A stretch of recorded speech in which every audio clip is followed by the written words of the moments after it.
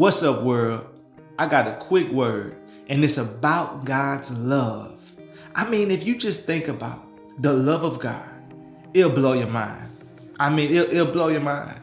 I was reflecting on God's love, because check it out. In spite of us, God still loves us.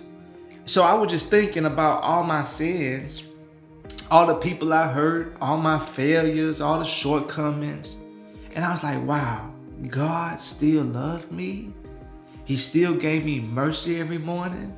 He sent me Christ to die for my sins. That's crazy love. That's unheard of. So I want to let you know that in spite of your shortcomings, I don't know what you did in the past, or I don't know what sin you're wrestling with today, but God still loves you. For Romans 5:8 says that in that while we were yet sinners, Christ died for us. You see, Christ didn't die for the righteous. He didn't die for the good people. Christ died for sinners who desperately need a Savior. You see, that's how God demonstrated His love.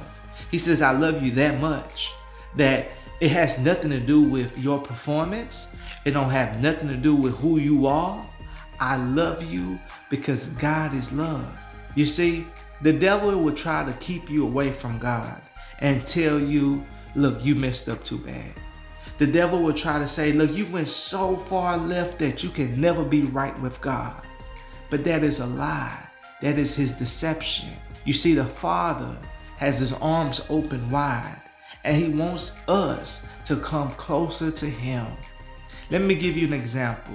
The Apostle Peter, when I talk about this man failed, he failed. Miserably.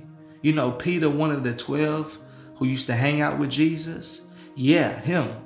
When Jesus was headed to the cross, Peter denied the faith. He basically says, I don't have nothing to do with Jesus. Like, I'm not associated with him. 3 times. He failed miserably, and he felt bad about it. He thought God was done with him. You know, he went back to his old ways. He went back to fishing, but Jesus appeared to him. You know, Jesus rose from the grave. He goes to Peter. And this is what Jesus basically tells Peter. Peter, do you love me? Because I still got work for you to do.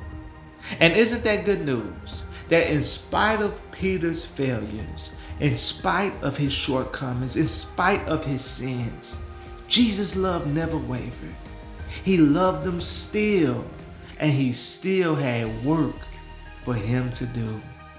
Brothers and sisters, God still loves you, and he still has work for you to do. So don't let your failures define you.